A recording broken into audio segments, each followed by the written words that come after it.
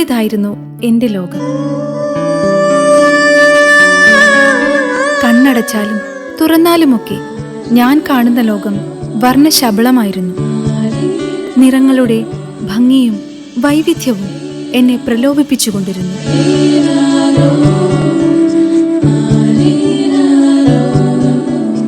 ഓരോന്നായി ഞാൻ ആലോചിച്ചു തുടങ്ങി.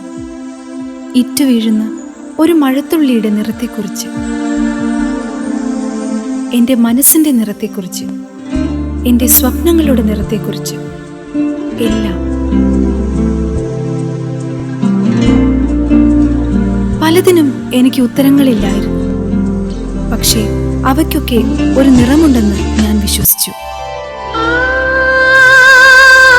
എൻ്റെ ഇഷ്ടത്തെയും അഭിരുചിയെയും കൃത്യമായി മനസ്സിലാക്കിയവരായിരുന്നു എൻ്റെ അച്ഛനും അമ്മയും.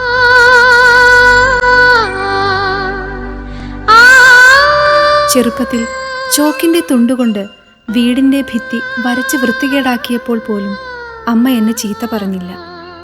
എൻ്റെ കലാവാസനയെ അപ്പോഴും അവർ അഭിനന്ദിച്ചു.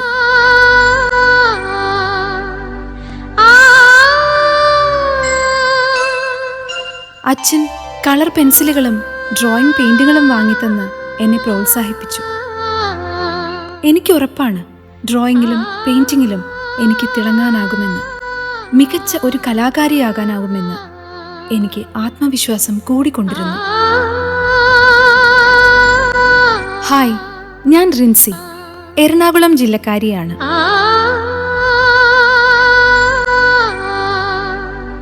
ഒടുവിൽ +2 പഠനത്തിന് ശേഷം ഡ്രോയിങ്ങും പെയിന്റിങ്ങും സീരിയസ് ആയി എടുക്കാൻ തന്നെ ഞാൻ തീരുമാനിച്ചു.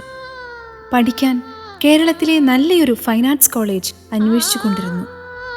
ആ ഇടയ്ക്കാണ് എറണാകുളം ജില്ലയിലെ കാലടിയിലുള്ള ശ്രീ ശങ്കരാചാര്യ സംസ്കൃത സർവകലാശാലയിലെ പെയിന്റിംഗ് ഡിപ്പാർട്ട്മെന്റിനെ കുറിച്ച് അറിയുന്നത്.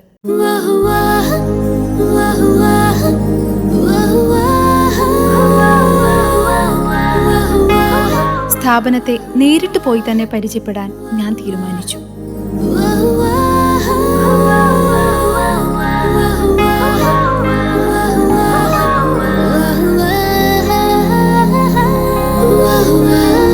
കോഴ്സുകളെ കുറിച്ച് മനസ്സിലാക്കാൻ പെയിന്റിംഗ് ഡിപ്പാർട്ട്മെന്റ് HOD ജ്യോതിലാൽ സാറിനെ ഞാൻ സമീപിച്ചു.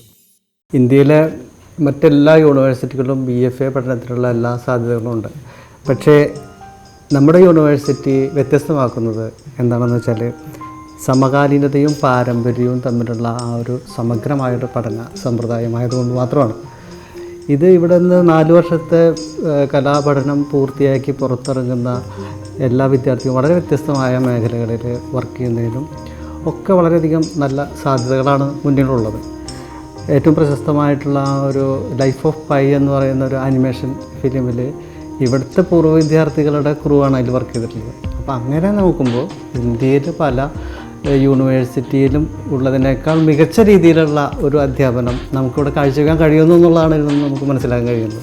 പെയിൻറ്റിങ് പഠിക്കുന്ന ഒരു വിദ്യാർത്ഥിക്ക് മ്യൂറൽ ചിത്രകലയിലുള്ള ഒരു പ്രാവീണ്യം നേടുന്നതിനും അതുപോലെ തന്നെ ശില്പകല പഠിക്കുന്ന ഒരു വിദ്യാർത്ഥിക്ക് ദാരുശില്പകലയിൽ, ഇതൊക്കെ ട്രഡീഷണൽ ആയിട്ടുള്ള കോഴ്സുകളാണ്, ഇതിലും പ്രാവീണ്യം നേടുന്ന ഒരു അവസരം നമ്മുടെ യൂണിവേഴ്സിറ്റി നൽകുന്നുണ്ട്.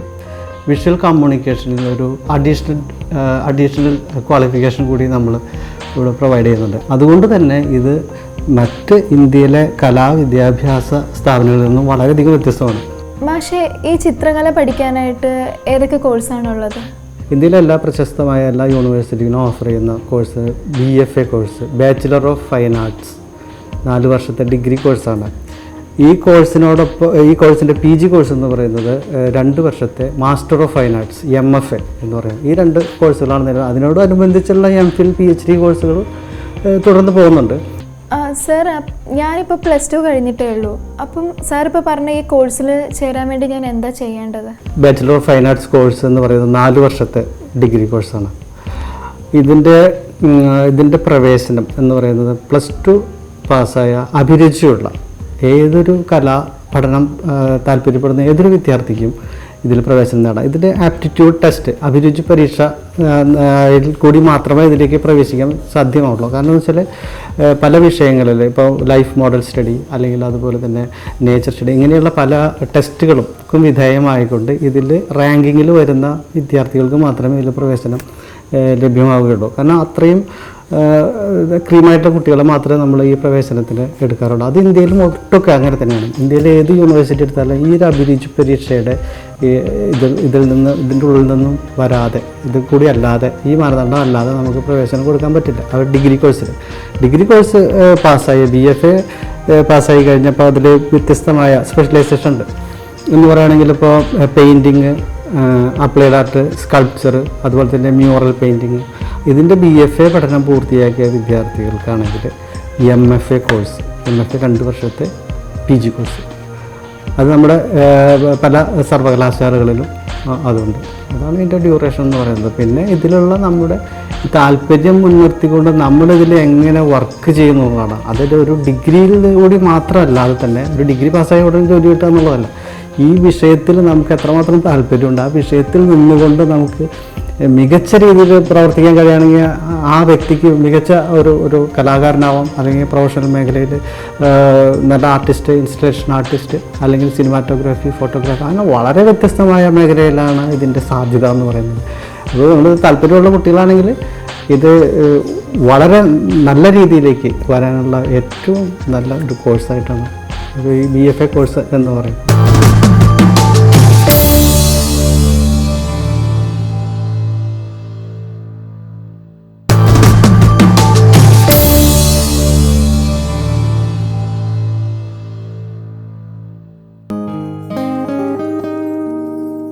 ജ്യോതിലാൽ സാർ പറഞ്ഞു തന്ന കാര്യങ്ങളിൽ നിന്ന് ഈ മേഖലയെക്കുറിച്ച് ഏകദേശ ധാരണ കിട്ടി.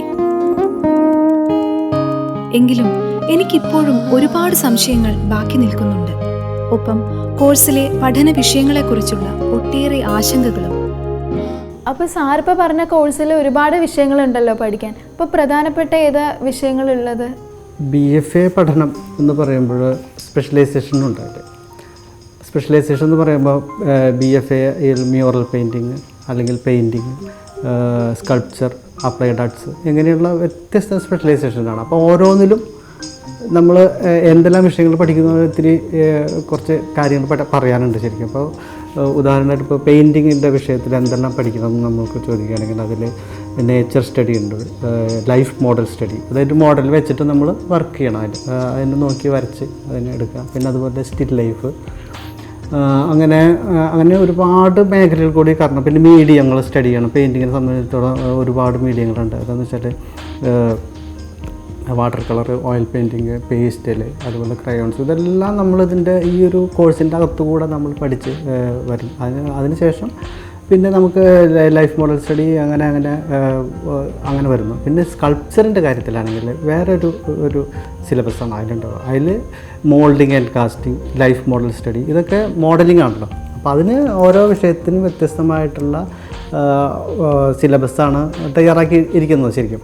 സർ, ഞാനിപ്പം ഈ കോഴ്സ് എടുത്താൽ തന്നെ ഈ കാലഘട്ടത്തിൽ അപ്പോൾ ഇതിന് എത്രത്തോളം ജോലി സാധ്യതകളാണുള്ളത്? അപ്ലൈഡ് ആർട്സിൻ്റെ കാര്യത്തിലാണെങ്കിൽ ടൈപ്പോഗ്രാഫി, അല്ലെങ്കിൽ ഫോട്ടോഗ്രാഫി, അതുപോലെ തന്നെ പ്രോഡക്റ്റ് ഡിസൈൻ എന്നീ മേഖലകളിൽ കൂടിയുള്ള പഠന സമ്പ്രദായം. അതിൽ ഫോട്ടോഗ്രാഫിയിൽ പഠനം നടത്തുന്ന വിദ്യാർത്ഥിക്ക് വിഷ്വൽ മീഡിയയിൽ, സിനിമാറ്റോഗ്രാഫിയിൽ അങ്ങനെ വളരെ വ്യത്യസ്തമായ വളരെ വ്യത്യസ്തമായ രീതിയിലേക്ക് അവരുടെ ജീവിതം കൊണ്ടുപോകാനായിട്ട് കഴിയുന്നത്. മാത്രമല്ല അധ്യാപന രംഗത്ത് അക്കാഡമിക്കായിട്ട് നമുക്ക് ഒരുപാട് സാധ്യതകൾ വന്നുകൊണ്ടിരിക്കുകയാണ്. ഈ കോഴ്സ് പഠനം പൂർത്തിയാക്കുന്ന വിദ്യാർത്ഥിക്ക് അക്കാദമിക് പ്രൊഫഷണൽ രംഗത്തും, ഇപ്പോൾ പല പ്രൊഫഷണൽ രംഗത്ത് എന്ന് പറയുമ്പോൾ പ്രൊഫഷണൽ ആർട്ടിസ്റ്റ് അല്ലെങ്കിൽ പെയിൻറ്റർ, അതായത് ഇപ്പോൾ ഇന്നത്തെ കാലത്ത് പെയിൻറ്റിങ് ഒരു ഇൻവെസ്റ്റ്മെൻ്റായിട്ട് വാങ്ങിക്കുന്ന ഒരുപാട് ആൾക്കാരുണ്ട്. അതായത് പെയിൻറ്റിങ്ങിന് പഴയ കാലത്ത് ആ രീതിയല്ല ഇപ്പോൾ ഉള്ളത്. അപ്പോൾ ഇവിടുന്ന് പൂർവ്വ വിദ്യാർത്ഥികളായിട്ടുള്ളതും പല ഫൈൻ ആർട്സ് കോളേജിൽ നിന്നുള്ള വിദ്യാർത്ഥികളും പുറത്ത് പോയിട്ട് പല ഗാലറികളുമായിട്ട് ടൈപ്പ് ചെയ്തിട്ട് അവർ വർക്ക് ചെയ്യുകയും അതുകൊണ്ട് ജീവിക്കുകയും ചെയ്യുന്നുണ്ട്. ചിത്രം വരച്ചുകൊണ്ട് തന്നെ ജീവിക്കുന്ന ഒരു രീതി നിലവിൽ നിൽക്കുന്ന ഒരു കാലഘട്ടത്തിലാണ് നമ്മൾ ജീവിക്കുന്നത്. പക്ഷേ ഇതിനെക്കുറിച്ച് ആർക്കും പ്രത്യേകിച്ച് അറിയുന്നില്ല എന്നുള്ളത്. സർ, പെയിൻറ്റിങ് എൻ്റെ പാഷനാണ്. ഞാൻ എന്തായാലും ഈ കോഴ്സ് ചെയ്യാൻ തന്നെ തീരുമാനിച്ചു.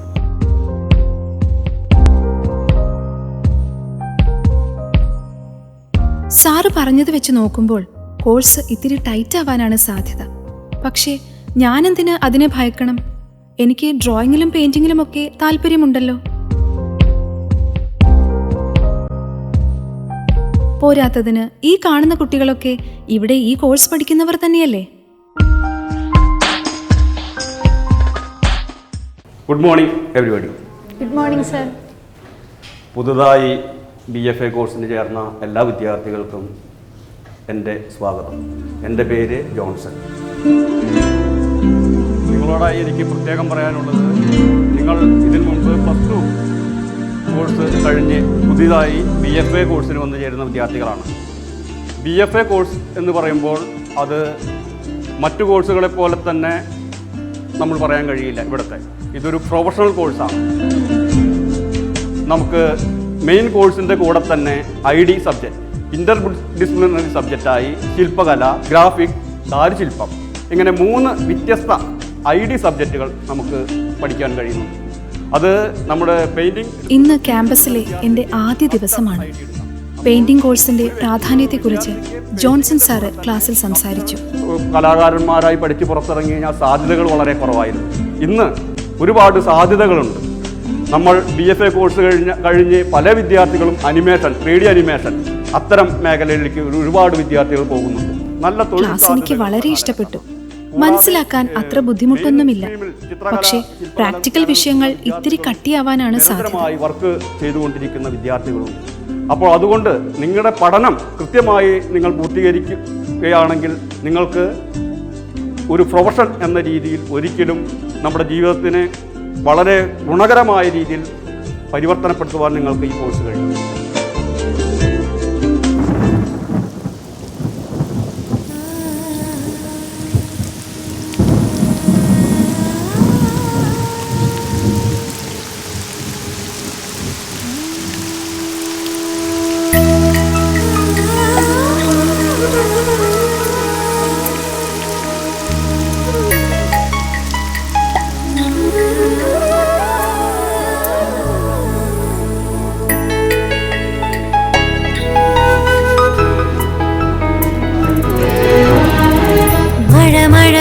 മഴക്കള്ളി തുള്ളി തുള്ളി തുള്ളി തുളുമ്പുന്നു മിഴികളിൽ. ഇവിടെ പ്രധാനമായിട്ട് 2 സബ്ജക്റ്റാണ്. സംസ്കൃതം ഉണ്ട്, ഹിസ്റ്ററി ഉണ്ട്. പിന്നെ ഇവിടെ സംസ്കൃതം, ഇവിടെ ഒരു സംസ്കൃത സർവകലാശാല ആയതുകൊണ്ട് കമ്പൽസറിയാണ് സംസ്കൃതം. അത് ബേസിക്സ് നമുക്ക് പഠിപ്പിക്കണുള്ളൂ. നമുക്കിപ്പോൾ എസ്തെറ്റിക്സ് ആയാലും ചിത്രസൂത്ര ആയാലും. ചിത്രസൂത്രം എന്ന് പറയുന്നത് നമുക്ക് പ്രധാനമായിട്ട് പ്രാക്ടിക്കലിൽ നമുക്ക് ആവശ്യമുള്ള കാര്യങ്ങളാണ്. ഈ അളവുകളും ഓരോ ഹ്യൂമൻ ഫിഗേഴ്സിൻ്റെ അളവുകളും മ്യൂറൽസിൻ്റെയും പ്രാക്ടിക്കലിൻ്റെ കാര്യങ്ങളാണ് നമുക്ക് പ്രധാനമായിട്ട് വരുന്നത്. നമുക്ക് പ്രാക്ടിക്കലിന് ഒരുപാട് യൂസ് ആവുന്ന കാര്യങ്ങളാണ്. ബേസിക്സാണ് സാധാരണ നമ്മൾ പഠിപ്പിക്കുന്നത്. ഇപ്പോൾ ഹിസ്റ്ററി ആണെങ്കിലും ഇന്ത്യൻ എസ്തെറ്റിക്സും വെസ്റ്റേൺ ഉണ്ട്, പിന്നെ നമ്മുടെ ആർട്ടുണ്ട്, ഇന്ത്യൻ ആർട്ടുണ്ട്. ഒരുപാട് കാര്യങ്ങൾ നമുക്ക് ഇവിടെ യൂസ് ആവുന്നുണ്ട് പ്രാക്ടിക്കൽ. നമ്മുടെ തിയറിയിൽ നിന്ന് തന്നെ നമുക്ക് ടെക്സ്റ്റ് ഉണ്ട്. ചിത്രസൂത്രം എന്ന് പറഞ്ഞാൽ ടെക്സ്റ്റാണ്. അതാണ് ടെക്സ്റ്റിൻ്റെ ബേസല്ല. ഒരുപാട് കാര്യങ്ങൾ ടീച്ചർ തന്നെ നമുക്ക് പ്രാക്ടിക്കലി യൂസ് ആവുന്ന കാര്യങ്ങൾ നമുക്ക് ഒരുപാട് പറഞ്ഞു തരുന്നുണ്ട്. ഇപ്പം നമുക്ക് പ്രാക്ടിക്കലി ഒരാളുടെ അനാട്ടമി ചെയ്യണമെങ്കിലും എന്താണെങ്കിലും അയാളുടെ ഭംഗി അങ്ങനെ വരുന്നുള്ള കാര്യങ്ങളൊക്കെ നമുക്ക് പ്രാക്ടിക്കലിൽ സാൻസ്ക്രിറ്റോട് നമുക്ക് മനസ്സിലാക്കാൻ സാധിക്കും.